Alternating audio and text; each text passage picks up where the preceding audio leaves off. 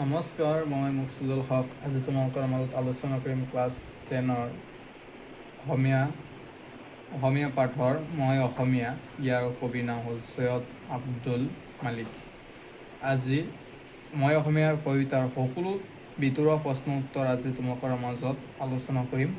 তোমালোকে আৰু এটা কথা মনত ৰাখিবা যে অসমীয়া কিন্তু ফাইনেল এক্সামত MCQ নাথাকে। তোমালোকে ভালকৈ মনত ৰাখিবা, অসমীয়া পাঠৰ পৰা যিকোনো অসমীয়া ছাবজেক্টত MCQ নাথাকে।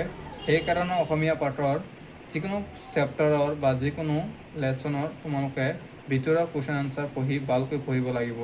কাৰণ ভিতৰৰ পৰা ফাইনেল এক্সামত আনচাৰ 1 মাৰ্কৰ 2 মাৰ্কৰ কুৱেশ্যন দি দিব। তোমালোকে আকৌ মনত ৰাখিবা যে অসমীয়াত কিন্তু MCQ নাথাকে।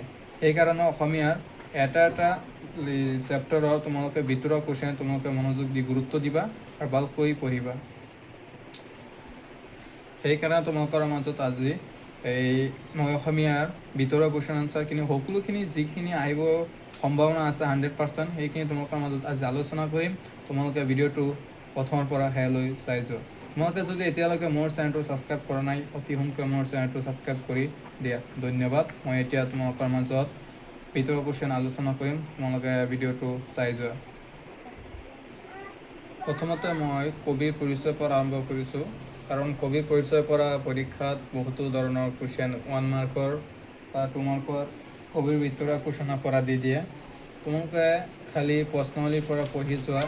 সেইকাৰণে তোমালোকৰ ফাইনেল এক্সামত কমন নপৰে বা ভালকৈ এক্সাম দিব নোৱাৰা বা ভালকৈ লিখিব নোৱাৰা। তুমি ভাবা যে কুৱেশ্যন আনচাৰ ক'ৰ পৰা দিয়া। তোমালোকে এটা টপিকৰ বা এটা লেচনৰ সকলোখিনি ভিতৰৰ পৰা প্ৰশ্নলৈকে পঢ়ি যাবা। ফাইনেল এক্সাম তোমালোকৰ 99% কমন পৰিব। তুমি ভালকৈ পৰীক্ষা দিব পাৰিবা।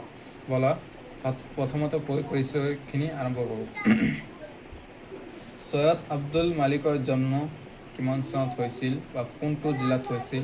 Most very important. এইটো আহি যায় 1 মাৰ্কৰ কাৰণে বা 2 মাৰ্কৰ কাৰণে। 1 মাৰ্কৰ দিব সৈয়দ আব্দুল মালিকৰ জন্ম কিমান চনত হৈছিল আৰু কোনটো জিলাৰ বা কোনটো গাঁৱত হৈছিল। সৈয়দ আব্দুল মালিকৰ জন্ম হৈছিল কিমান চনত? তোমালোকে লিখিবা 1919 চনত। কোনটো জিলাত? গোলাঘাট জিলাত। কোনটো গাঁৱত? নাহৰণিত। তেওঁ অসমীয়া গল্প আৰু উপন্যাস সাহিত্যলৈ এক নতুন তৰংগ বোৱাই আনিছিল।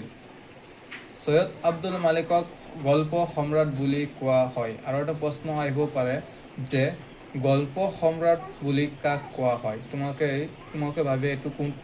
ভাবিবা যে এইটো কোনটো চেপ্টাৰ বা কোনটো টপিকৰ পৰা দিছে। তোমালোকে ভয় খাই যাবা। ভয় খাব নালাগে। ভিতৰৰ কুৱেশ্যনখিনি পঢ়ি যাবা যে এনেকুৱা দি দিব পাৰে গল্প সম্ৰাট বুলি কাক কোৱা হয়। তোমালোকে লিখি দিবা সৈয়দ আব্দুল মালিকক গল্প সম্ৰাট বুলি কোৱা হয়।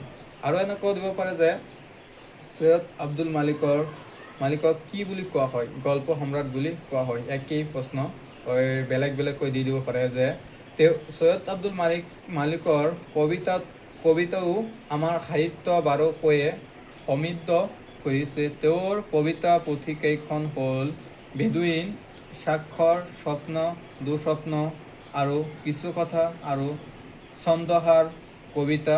অসমীয়া আধুনিক কবিতাৰ প্ৰথম পৰ্বত তেওঁ গুৰুত্বপূৰ্ণ বৰঙণি যোগাইছে। তেওঁ অগৰি আত্মাৰ কাহিনী নামৰ উপন্যাসখনৰ বাবে সাহিত্য অকাডেমি বঁটা লাভ কৰে। আৰু এটা প্ৰশ্ন আহিব যে ইম্পৰ্টেণ্ট যে সৈয়দ আব্দুল মালিক কি উপন্যাসৰ বাবে তেওঁ অকাডেমি বঁটা লাভ কৰিছিল? তোমালোকে লিখিবা তেওঁ অগৰি আত্মাৰ কাহিনী উপন্যাসৰ বাবে তেওঁ সাহিত্য অকাডেমি বঁটা লাভ কৰিছিল। সৰু জুমুখীৰ স্বপ্ন তেওঁৰ আন এখন বিখ্যাত উপন্যাস আছিল। তেওঁৰ গল্প উপন্যাসৰ ভাষাতো এক কাব্যিক আয়তন দেখা যায়। তেওঁৰ আন ৰচনাৰাজি হ'ল সৈয়দ আব্দুল মালিকৰ ৰচনাৰ কেইটা হ'ল পৰশমণি, ৰঙা গৰা, মৰহা, পাপৰি, শিকাৰে শিকাৰে পুৰা গাঁৱত, পহিলা বহাগ, আধাশিলা, মাটিৰ চাকি, ৰথৰ চকৰি ঘূৰে, ৰূপতীৰ্থৰ যাত্ৰী, দৈন্য, নুৰতনু, বাল ছবিগড়, প্ৰেম অমৃতৰ নদী ইত্যাদি। তেওঁ 1977 চনত অসম সাহিত্য সভাৰ অভয়াপুৰী অধিৱেশনৰ সভাপতি আসনৰো অলংকৃত কৰিছিল। আৰু এটা প্ৰশ্ন আহিব পাৰে যে সৈয়দ আব্দুল মালিক কিমান চনত অভয়াপুৰী অধিৱেশনৰ সভাপতি আছিল? 1977 চনত সাহিত্য সভাৰ অভয়াপুৰী অধিৱেশনৰ সভাপতি আসন অলংকৃত কৰিছিল। আৰু এইজন সৈয়দ আব্দুল মালিক বিখ্যাত সাহিত্যকৰ 2000 চন দেহান্তৰ ঘটে। তেওঁৰ কিমান চনত মৃত্যু হৈছিল? 2000 চনত তেওঁৰ মৃত্যুবৰণ কৰিছিল। আৰু এটা পাঠবোধ হ'ল মই অসমীয়া কবিতাটোৰ মাজেৰে কবিৰ স্বদেশৰ প্ৰতি আনুগত্য আৰু স্বজাতিৰ প্ৰতি থকা নিভাঁজ ভালপোৱা প্ৰকাশিত হৈছে।